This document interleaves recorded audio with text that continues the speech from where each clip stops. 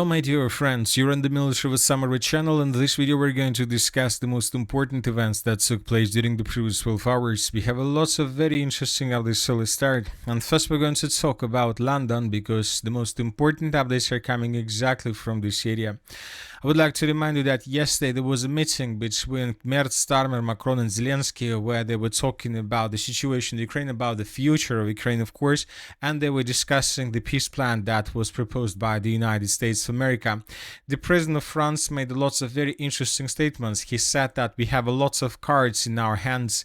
Europe has declared Trump care cards in the Ukrainian settlement. Macron cites anti-Russian sanctions and the fact that Ukraine is still resisting among these Trump cards. Macron also seeks a new stage of negotiations, seeking a rapprochement between the positions of Europe, Ukraine and the United States.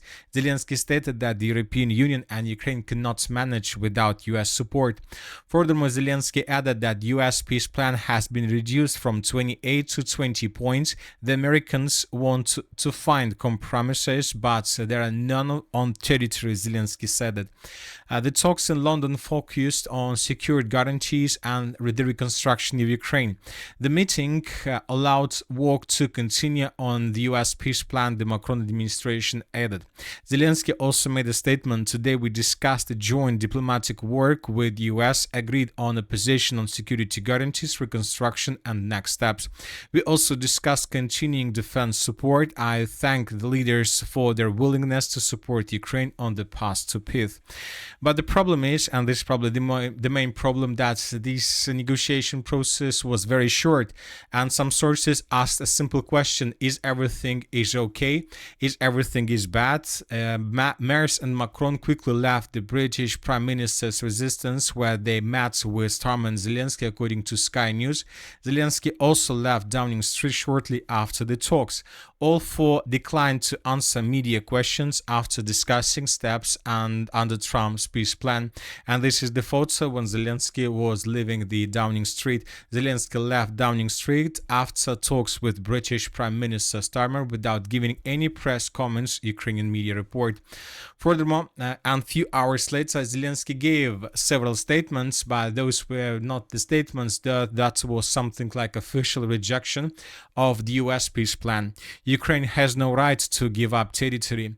He justifies this by saying that Kiev cannot give up territory under the constitution, international law and moral law. Partners are proposing that Ukraine exchange parts of the Donetsk region and the Zaporozhye nuclear power plant for territories the Russians have not yet captured. Things are not easy at the front right now, but there is no need to be pessimistic about territories the enemy hasn't yet captured. That doesn't mean they will. Europe and Ukraine are preparing their own peace plan, which will be handed over to the United States by Tuesday evening. So today, during the next several hours, the Americans are seeking a compromise in the negotiations, but that doesn't mean that Ukraine should cede territory. The issue of exchanging Ukrainian territory for security guarantees is not being considered. Trump has his own vision of ending the war, which differs from Ukraine's. US security guarantees for Ukraine must be approved by Congress. So today, Ukraine officially rejected the peace proposal of the President of the United States of America, which is obviously the beginning of the next stage of the special military operation. Basically, everything that happened between 2022 and let's say 9th of December of 2025 was a part of the special military operation. But it seems that after this rejection, we are entering a completely new phase of the war between the Russian Federation and Ukraine, and this is going to be a real war, not the special military operation. Another important thing today was published and reported by Keir Starmer. Europe is preparing to take 115 billion euro from Russia in the near future, according to the Times. British Prime Minister Starmer explained this by saying that negotiations to end the conflict had reached a critical stage. This issue was discussed at yesterday's meeting with Zelenskyy, Macron and Merz in London. The funds are intended to be sent to Ukraine to finance ongoing military operations for 2 years. Belgium, where the vast majority of frozen Russians assets are concentrated, has so far refused to take them. So we believe that the European countries will find a solution how to give this money to Ukrainians, and Ukraine will be able to fight with Russia for another 2 years. And this is going to be once again not the special military operation. This is going to be something much worse in comparison with what we've seen already. Viaplay elsker Superligaen. Hæsblæsende fodboldkamp, den havde det hele. Vi holder. Now let's discuss the situation on the ground. And first let's talk about the Zaporozhye direction.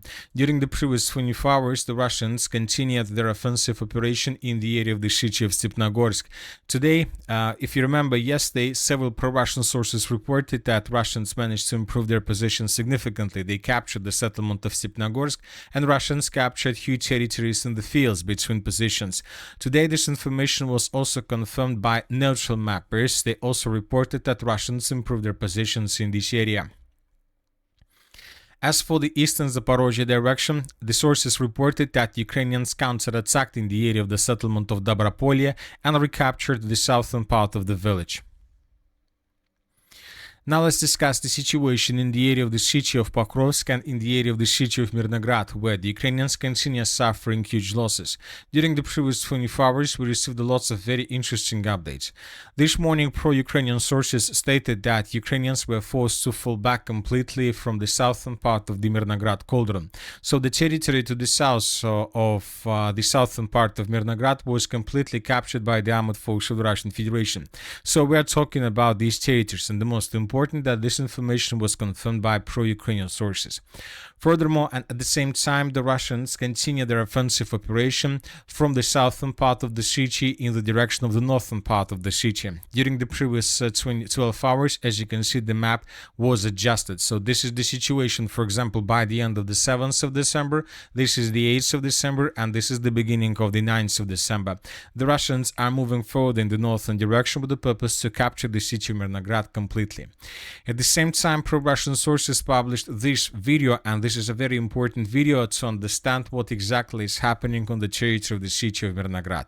In this video, we can see how Ukrainians left one building, probably under very heavy fire from the Russian side, and the Ukrainians were forced to change their positions for another building. But the problem is that Ukrainians were doing this during the daylight, so which means that the Russians saw the movements of Ukrainians in this area. And of course, the Russians followed the Ukrainians, and they managed to discover their Ukrainian new position. And when the Russians discovered the new temporary deployment point of the armed forces of Ukraine, they attacked this building with FAB, with aviation bomb. So this video shows us that Ukrainians are in a critical situation in this area without any chances for evacuation, without any chances to have good and protected positions. So they are always under very heavy fire, and obviously under such a pressure, Ukrainians will not be able to hold their positions for a very long period of time. A bit further in the northern direction, the Russians continue their offensive operation in the territory of the settlement of Rodinska. It seems that in coming days, the settlement would be captured by the Russians completely. At the same time, the Russians continue their offensive operation to the west of the settlements of Zapovedny and Dorozhny. Today, this information was confirmed by different neutral mappers. This is the situation by the end of the 8th of December, and this is the 9th of December. The Russians continue advancing along the railways, and the Russians are tasked to outflank the settlement of Belitska and then to take the settlement in pincers. The Russians will attack the settlement of Belitska from the northeast, from the village of Dorozhny, and the Russians most likely will continue offensive operation from Rodinsk in the same direction. So if Belitska falls, this is going to be a perfect foothold before moving further towards the settlement by the name of Dobropolye. And Dobropolye is the last city under control of the armed forces of Ukraine. We're talking about not just about the city, but the big city, more or less big city. If Dobropolye falls, then Ukrainians will not have such big towns and cities under control, just villages, almost until the settlement of Pavlograd or the city of Lazo, which is located several dozens of kilometers from the line of combat contact. Now let's move further. As for the Konstantinovka direction, small changes were recorded during the previous 24 hours. The Russians improved their positions in the area of the settlement of Verolubovka. This information was confirmed by neutral mappers, and Russians improved their positions in the southeastern part of the settlement by the name of Konstantinovka. So first, I would like to remind that several days ago, on the 7th of December, this report was confirmed by pro-Russian resources, and this morning this information was also partially confirmed by neutral mappers. Now let's talk about the city of Siversk. During the previous 24 hours, we received lots of important updates. As you can see, the map has been adjusted, but the map was adjusted under control of the armed forces of the Russian Federation based on the report that was published by pro-Ukrainian sources. So what's happened there? I would like to remind you that 3 days ago, we received a video from the area of the school number 1 from the western part of the city of Siversk. And here we could see how Ukrainians were attacking the Russian flag in the central or in the western part of the city. So this episode took place here. The next day, the pro-Ukrainian sources published a video where we could see how Ukrainians were attacking Russians through this territory, through this part of the settlement of Siversk in its western part. As a result of attack, the Russians were trying to cross the river of Bakhmutka, but Ukrainians attacked Russians exactly at this point. So, and yesterday we adjusted the map, let's say from the southern part of the city of Siversk towards the northern part of the settlement. So today, the pro-Ukrainian sources clarified the situation, and the pro-Ukrainian sources are saying that Russians attacked from the eastern part of the city of Siversk towards the western part. So based on this report, based on the yesterday's videos, we adjusted the map by coloring almost the entire territory of the city of Siversk under complete control of the armed forces of the Russian Federation. Furthermore, today, several sources, pro-Ukrainian sources, published a very interesting article regarding the situation in the city. The Russian armed forces continue to drag their infantry into the city, and the situation is currently not developing in the best way, because Siversk is gradually passing into the hands of the Russian armed forces. Recently, a large number of fixations of the Russian infantry have been carried out, but at the same time, the pilots of defense forces are actively practicing on it. So the Ukrainians are saying that more and more Russians are entering the city of Siversk, and that currently Ukrainians control probably less than 20%, and most likely the city of Siversk would be captured by the Russian forces in coming hours.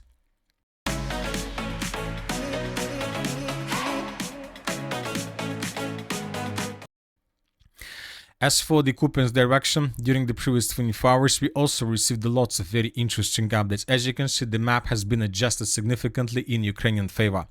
So everything started several days ago. Everything started before the meeting between Zelenskyy and Macron, when he said that Ukrainians control almost the entire western part of the city of Kupiansk. So this is the situation by the end of the 4th of December of 2025. The next day, we received this video where we could see how Ukrainians were moving almost in the central part of the city of Kupiansk on the Ukrainian side of the river Oskol. This moment, this episode was geolocated. This is exactly the place where Ukrainians were moving. Based on this video, we adjusted the map. The next day, several neutral mappers confirmed that Ukrainians also improved their positions in the area of the Yubileyny micro district. The next day, on the 7th of December, we received the video from the eastern bank of the river Oskol in the area of the Zaskolye micro district. Here we can see how Russians were attacking positions of the armed forces of Ukraine in this area. On the 8th of December, we haven't received anything, but on the 9th of December, by the morning, we received another batch of changes. According to them, the Russians lost control almost over every single square kilometer on the western bank of the river Oskol. The Ukrainians are counter-attacking and continue pushing forward. Furthermore, we adjusted the map, as you can see, according to different neutral mappers, just to show the approximate line of combat contact. But another video, and probably there was another video, a very important video published also during the previous night, and this is the video we're talking about. In this video, we can see how Russians were attacking with FPV drones positions of the armed forces of Ukraine through the northern part of the city of Kupiansk. There are lots of episodes of FPV drone attacks, and one of the episodes was geolocated exactly at this point. We haven't adjusted the map in this area because, telling the truth, we don't know for sure how exactly to adjust. But we are waiting for additional updates, but of course I would like to point to attention that most likely in coming days something like this could be colored back in Ukrainian favor, because we have a geolocation from almost the river of Oskol, and this is a very important video, that shows that Russians are about to lose completely their positions on the Ukrainian side of the river of Oskol, and the Russians are about to fall back on the Russian side towards the settlement of Kucherevka and Petropavlovka. So reports that Ukrainians launched a very powerful counteroffensive operation was true, and the Ukrainians continue their counteroffensive with the purpose to restore complete control over at least the western bank of the river of Oskol. Furthermore, today several pro-Russian sources published this video from the area of the Pechenegi water reservoir. I would like to remind you that several days ago the Russians destroyed this bridge, trying to reduce the Ukrainian logistic capabilities, and today the Russian sources published this video where we can see how exactly the Russians were attacking this territory with Tornado S missile. As a result of attack, the pontoon bridge in this area was completely destroyed. And that's it for the short video. Military Summary channel reminds we condemn any violence in the world. Thank you for watching. Subscribe to my channel, put your likes, join my Patreon, and have a good day. Bye bye.